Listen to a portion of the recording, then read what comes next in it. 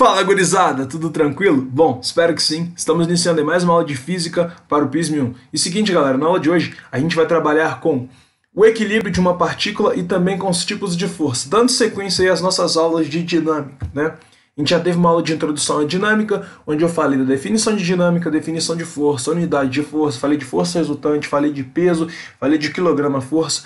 Então, se você não assistiu essa primeira aula, assiste lá porque vai te dar um embasamento bacana para você trabalhar aqui, beleza? Agora, sem mais delongas, vamos iniciar. Galera, qual que é a ideia do equilíbrio de uma partícula? Galera, o equilíbrio ele vai ser melhor trabalhado na parte de estática, né? Mas aqui na parte dinâmica o equilíbrio também é importante. Porque, olha só, o equilíbrio está relacionado com força. Porque, olha só, para uma partícula estar em equilíbrio, o que tem que acontecer? A força resultante sobre o corpo tem que ser igual a zero. Como assim, Eugênio? Vamos imaginar a seguinte situação. Fiz aqui uma representação para vocês. A gente tem aqui uma partícula, tá? E sobre essa partícula agem quatro forças. Uma força F1, aqui, ó, F1, uma força F2, uma força F3 e uma força F4. A condição necessária existente para essa partícula estar em equilíbrio é a seguinte: a soma vetorial de todas essas forças é exatamente igual a zero, tá? Então a condição necessária para a gente ter o equilíbrio é basicamente a força resultante sobre essa partícula ser exatamente igual a zero, tá? Então essa que é a condição necessária e existente, tá? Para a gente ter o equilíbrio de uma partícula, tá? A gente vai ver isso melhor lá na parte de estática, quando a gente for trabalhar com torque, momento de uma força, quando a gente for trabalhar com equilíbrio de corpo extenso, equilíbrio de corpo material, mas não é o caso agora, tá? Então vamos lá. Então, ó, essa que é a ideia. Uma partícula ela vai estar em equilíbrio em relação ao dado referencial quando a resultante das forças que agem sobre esse corpo for exatamente igual a zero, ou seja, for nula. Beleza, gente. Agora olha só. A gente tem dois tipos de equilíbrio, tá? Aqui para a dinâmica. A gente tem o chamado equilíbrio estático e o equilíbrio dinâmico. Bom, o equilíbrio estático ele ocorre quando o corpo está em repouso. Certo? Então, o equilíbrio estático ele ocorre quando o corpo ele está em... Deixa eu ajeitar aqui, ó. Quando o corpo ele está em repouso. Ou seja, a velocidade desse corpo é exatamente igual a zero. Velocidade vetorial, velocidade escalar é exatamente igual a zero. Beleza? Tá aí, ó. Então, essa aqui é a ideia do equilíbrio estático. O corpo necessariamente vai estar em repouso. Beleza? Então, essa aqui é a ideia do equilíbrio estático. O corpo vai estar em repouso. Beleza? Esse conceito de estático e dinâmico a gente vai trabalhar mais pra frente quando a gente for ver força de atrito. Beleza? Então vamos lá. Agora, a gente também tem o equilíbrio dinâmico. Tá? O equilíbrio dinâmico, galera, ocorre quando um corpo ele realiza um movimento retilíneo uniforme. Galera, dinâmico está relacionado a movimento, né? A gente viu que a definição de dinâmica é basicamente a seguinte: a dinâmica é a parte da física que estuda a forma com a qual a força altera o movimento, tá? Então sempre que você ouvir falar de dinâmica, movimento dinâmico é algo que está em movimento, tá? Algo que não está parado. Bom, quando a gente tem o equilíbrio dinâmico, a gente vai ter basicamente o seguinte, né? A gente vai ter o corpo realizando necessariamente um movimento retilíneo e uniforme. Por quê, Eugênio? Galera, o movimento retilíneo e uniforme ele é caracterizado por apresentar uma velocidade constante. Certo? E se a velocidade ela é constante, a aceleração escalar vai ser igual a zero. E como a gente vai ver na próxima aula, quando a gente for trabalhar com leis de Newton, a força resultante depende da aceleração. Se a aceleração é zero, a força resultante também vai ser zero. Não vou entrar muito em detalhes agora para não confundir vocês, tá? Então, ó, quando um corpo está em equilíbrio dinâmico, ele vai ter que necessariamente realizar um movimento retilíneo uniforme. Aí você pode estar se perguntando: Eugênio, e se um corpo realiza um movimento circular uniforme, ele vai estar em equilíbrio dinâmico? Não. Sabe por quê? Se ele realiza um MCU, ele vai ter velocidade constante. Beleza. Quando ele realiza um MCU, ele vai ter uma velocidade angular constante. Beleza. A velocidade angular vai ser constante. No entanto, ele vai fazer um movimento curvo. E se ele faz um movimento curvo, ele vai ter a presença de uma aceleração, que a gente chama de aceleração centrípeta. Logo, a aceleração não vai ser nula. E se a aceleração não é nula, a força resultante não é nula. Logo, a força resultante não vai ser zero e o corpo não pode estar em equilíbrio. Beleza? Então, para um corpo estar em equilíbrio dinâmico, ele tem que necessariamente realizar um movimento retilíneo e uniforme. Beleza? Tá tranquilo, gente? Agora a gente vai trabalhar com a parte de tipos de força, tá? Então vamos lá. Eu vou apagar essa lousa aqui e já vou vir com a parte de tipos de força, beleza? Vamos lá então. Beleza, galera? Vamos trabalhar aqui agora com os tipos de força, beleza? Bom, basicamente a gente vai trabalhar com 3 tipos de força. A gente vai ter a força normal, a força de tração e a força elástica. Vão ser as forças que a gente vai ver nos exercícios, nas questões de vestibular, tá? Galera, a primeira força que a gente vai ver é a força normal. Bom, galera, qual que é a ideia da força normal? Muitas pessoas acreditam no seguinte: a força normal é que sempre aponta para cima. Não, gente, vocês não podem adotar essa definição, porque ela é incompleta, ela é errônea. Por quê? Em alguns casos, a força normal realmente vai apontar para cima, mas a definição correta para a força normal é a seguinte: a força normal, gente, ela é perpendicular à superfície, ou seja, ela vai formar 90 graus com a superfície. Beleza? Então essa que é a definição da força normal. Não é a força que aponta para cima, é a força que é perpendicular à superfície, tá? Se a gente prolongasse esse vetor força normal aqui, ou se a gente traçasse aqui uma reta aqui, ó, na horizontal, a gente ia ver que o ângulo formado aqui, ó, é um ângulo de 90 graus. Logo, o vetor normal, o vetor força normal, é perpendicular à superfície, tá?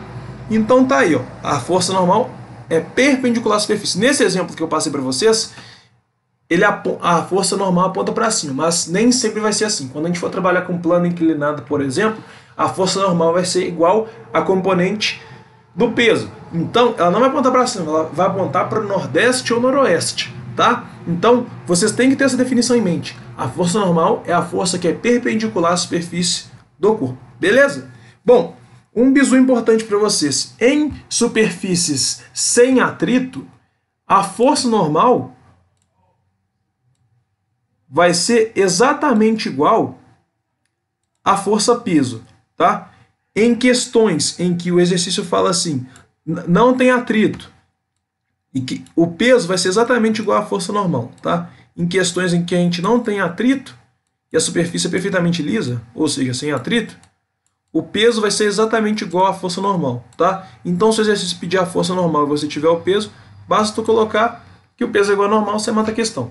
Beleza? Então, anota isso daí. Quando a gente tiver uma superfície sem atrito, o peso vai ser exatamente igual à força normal. Beleza? Agora vamos trabalhar com a força de tração. Galera, a força de tração, ela é muito recorrente nos vestibulares, tá? E a força de tração, ela é uma força presente em cabos e fios, tá? Beleza? Deixa eu fazer aqui direitinho, porque senão vai apagar o negócio aqui. Então, galera, a força de tração é uma força que está presente em cabos e em fios. Beleza? Eu tenho aqui algumas aplicações para vocês terem uma noção.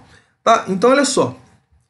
Nesse caso aqui, eu tenho aqui, por exemplo, um objeto de uma certa massa pendurado aqui, ó, por um fio. Certo? Bom, a gente vai ter o seguinte: como esse objeto ele tem massa, obviamente ele vai ter um certo peso. Beleza? Então ele vai ter um certo peso aqui. Vamos escrever esse peso aqui, ó. Ele vai ter um certo peso. Beleza. E o que sustenta esse peso, o que faz com que esse objeto não arrebente essa corda, esse cabo, é uma força que está apontada aqui para cima, que no caso, ó, é uma força que a gente chama de força de tração. Tá? Essa força de tração aqui, ó, nesse caso, ela é maior ou igual ao peso, tá? Porque ó, o objeto ele se mantém, tá? A corda não arrebenta. A corda ou o cabo iria arrebentar se o peso fosse maior que a tração, beleza? Bom, em algumas situações também você vai poder considerar que o peso é igual à tração, tá? O seu objeto, se a questão fala que o objeto ele está em equilíbrio e ele está pendurado por uma corda, por um cabo, o peso vai ser exatamente igual à tração. Beleza? Isso daí só vale para situações em que o corpo está em equilíbrio. Beleza? Bom, outra aplicação importante, isso daqui a gente vai ver lá na parte de aplicações das leis de Newton, tá? Quando a gente tem cabos ou fios conectando blocos, tá? Bom, esses blocos eles têm uma certa massa, logo eles vão ter peso, né? Eles vão ter um peso P, tá? Eles vão ter um peso apontando aqui para o centro da Terra, apontando para baixo. certo? Galera, não sei se eu falei isso para vocês, mas o peso aponta sempre para o centro da Terra. Nos exercícios a gente pode notar que ele aponta sempre para baixo, porque em relação à Terra, né, a gente pode dizer que aponta para baixo, tá? O vetor força-peso aponta para a mesma posição que o vetor aceleração da gravidade, beleza? Olha só, gente, então a gente tem aqui, ó, dois blocos conectados por um fio.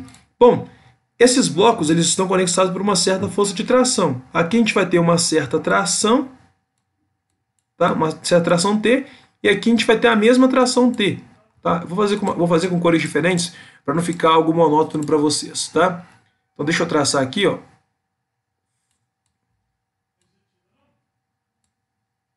Fazer em vermelho, ó. Vou fazer uma aqui. Vou fazer uma aqui também, ó.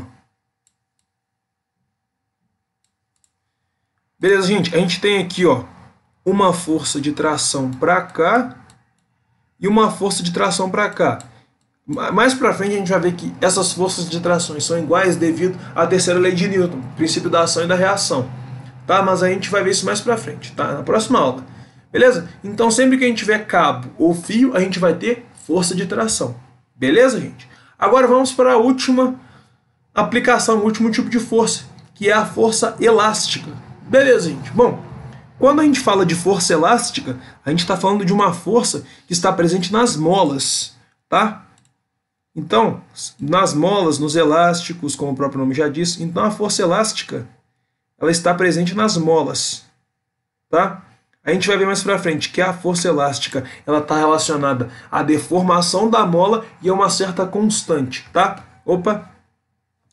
Galera, essa força elástica, ela é uma força considerada como uma força de restituição, é uma força que é restauradora, certo? Então, olha só, essa força elástica, quando tu comprime uma mola, por exemplo, ela tende a fazer com que ela volte com a força elástica. Ela tende, quando você comprime uma mola, a força elástica tende a fazer com que a mola volte ao seu tamanho normal. Quando você alonga uma mola, a força elástica vai fazer com que a mola volte ao seu tamanho normal. Por isso ela é uma força restauradora. Beleza, gente? Bom, vamos fazer aqui um exemplo para a gente encerrar essa aula, tá? Essa aula aqui é uma aula bem curtinha mesmo, não tem nada muito complicado nisso, tá? É uma aula mais de apresentação das forças. A partir da próxima aula a gente vai trabalhar com as leis de Newton, aí vai começar a complicar um pouquinho, beleza? Mas vamos lá.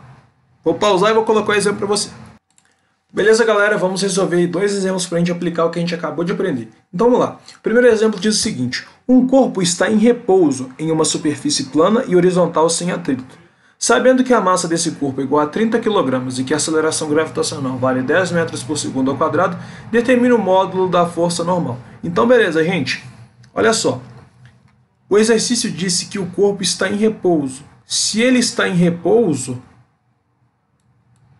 a velocidade dele é igual a zero. Tá? E olha só, esse corpo está numa superfície plana e horizontal sem atrito. Tá? Então, nesse caso, a gente vai cair naquela regra que eu acabei de explicar para vocês. Ó, esse corpo, como ele tem massa, ele vai ter um certo peso. Obviamente, né? Se ele tem massa, ele vai ter um peso. Beleza? Ó, ele vai ter peso apontando para baixo, apontando para o centro da Terra. Beleza. Agora, olha só. Como esse corpo está numa superfície plana horizontal sem atrito e ele ainda está em repouso, né? A força resultante sobre esse corpo vai ser zero. Tá? E a força normal é perpendicular à superfície. A força normal, ó, tem que apontar, ó, nesse caso, para cima. Tá? Mas é uma força que é perpendicular à superfície. Não é a força que aponta para cima. Tá? Então, olha só. A gente cai naquele caso, né? Que a força normal vai ser exatamente igual ao peso. Tá? Mas a gente pode explicar isso daqui também. A gente pode demonstrar, na verdade, isso aqui pela parte de equilíbrio, né? O exercício falou que o corpo está em equilíbrio. Que ele está em repouso. Se ele está em repouso, ele está em equilíbrio estático. Se ele está em equilíbrio, a força resultante é zero. E como a gente pode notar, a força normal e a força peso têm a mesma direção, no entanto, sentidos opostos. E o exercício fala que a força resultante é zero. Então, a gente pode concluir o seguinte, que a força normal menos a força peso vai ser exatamente igual a zero. Se você manja de vetores, você já entendeu por quê. Tá? Então, a força normal vai ser exatamente igual à força peso. Então basta a gente determinar aqui a força-peso que a gente mata a questão.